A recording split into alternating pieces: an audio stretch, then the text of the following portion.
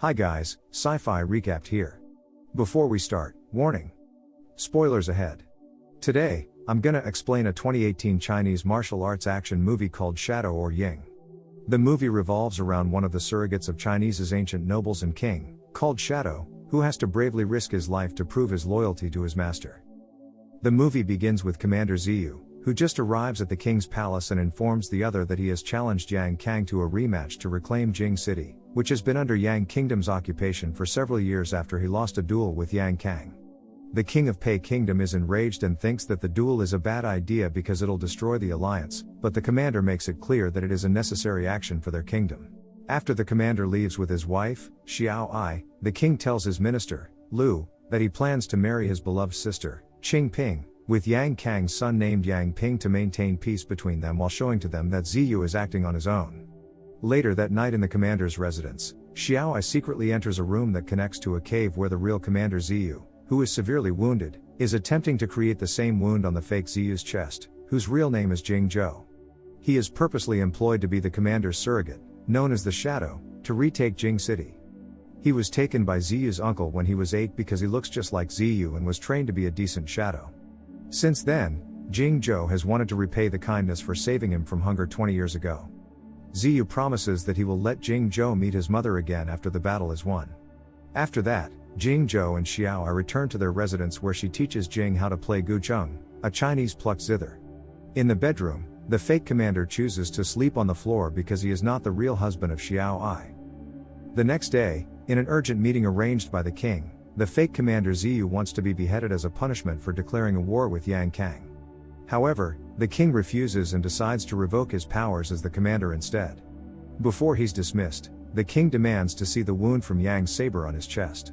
When the king applies an ointment on it, he realizes that the wound looks fresh. The fake Ziyu claims that the original wound has healed and he deliberately slashed his chest as a reminder of his greatest shame. He states that the wound will never heal until they have successfully reclaimed Jing City. Everyone in the room, including the king, believes him and lets him leave. After the trial, the king makes fun of Ziyu's self-inflicted action, but his sister thinks it's an honorable act and accuses his brother of being a coward. Back at the cave, Jing Zhou continues his training with the real commander, who mimics Yang's battle style so that he would be more prepared for the upcoming duel. Unfortunately, Jing Zhou, who equips himself with a metal umbrella weapon, is not able to land a single strike on the commander. Ziyu finishes the training by demonstrating the final blow he took from Yang and then becomes desperately furious with his surrogate because he's still not focused. On the other hand, the king of Pei Kingdom finally receives an answer from the Yang family regarding the marriage proposal. However, Yang Ping proposes to take Qing Ping as a concubine instead. He also offers them his personal dagger as an engagement gift. Without doubt, the king decides to accept the proposal, which makes Qing Ping furious because she wasn't informed about the plan at all. General Tian, who thinks that the offer is an insult, finally speaks up, shouting that their kingdom will perish under the king's reign. Offended with the statement, the king dismisses him from his position. As the general walks away from the hall, the king attempts to shoot an arrow towards him, but he misses. Before the king shoots his second arrow, Qing Ping intervenes and eventually agrees to the proposal.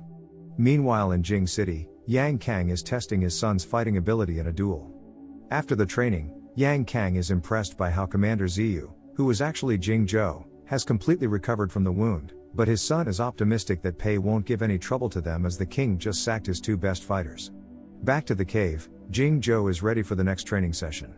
Before they start, Xiao Ai suggests Jing Zhou embraces soft and slow fighting style as the metal umbrella weapon represents yin in Chinese philosophy, which is associated with water and femininity.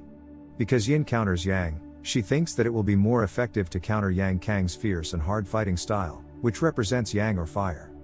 Xiao Ai directly demonstrates the feminine fighting style and it works. Ziyu still doesn't believe her and tells her to pair with Jing Zhou. With that technique, the pair also managed to dodge Yang Kang's signature move. Ziyu finally realizes that it's effective, deducing that there's a hope to beat Yang Kang. After that, Jing Zhou is dismissed. In the middle of the forest, Jing Zhou, acting as Commander Ziyu, meets ex-General Tian and tells him that he has finally found the winning technique to beat Yang's kingdom. He then hands over the flute and orders him to train 100 convicts who's recruited by Ziyu. Afterwards, he brings the Tian to meet the real Ziyu in person where he explains to the general about Jing Zhou's role as his shadow and his plan to become the king after retaking Jing City. He also intends to promote Tian into the commander role if that happens.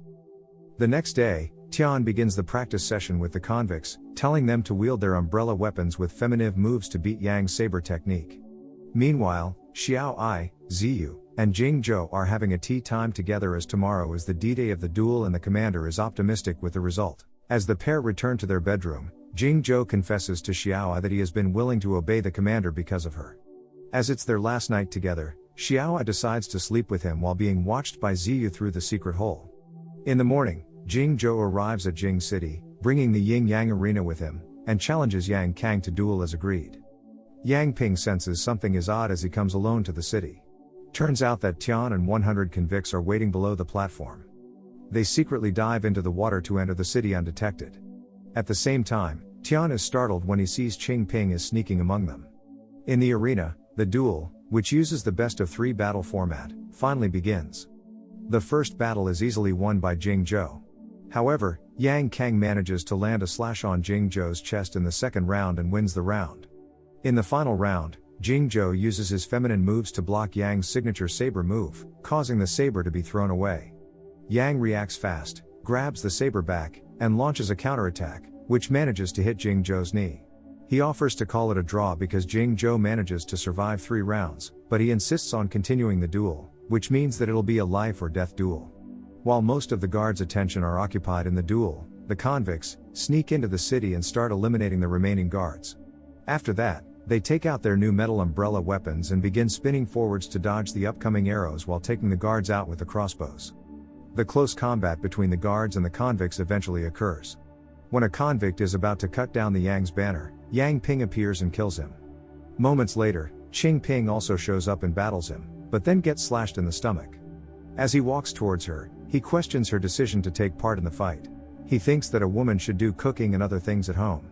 When he gets closer to her, Qing Ping stabs him with the dagger she got as an engagement gift, instantly killing him. Afterwards, the banner is toppled down by Tian and the Jing city is finally recaptured. In the middle of the final battle, Yang Kang is distracted by the fallen banner and eventually becomes furious. When he's about to finish him off with one of the umbrella blades, Jing Zhou quickly snaps the blade, causing it to slit Yang's throat instead and kill him. In the evening, Jing Zhou returns to his childhood house in Jing City to meet his mother, only to find that she's been stabbed to death. Suddenly, several assassins appear and attempt to kill him. The fight ensues and the assassins almost kill him until an emissary comes to the rescue. He then tells Jing Zhou that he's sent by the king and brings him back to the Pei's kingdom. Meanwhile, the king is very shocked when he sees his sister's body.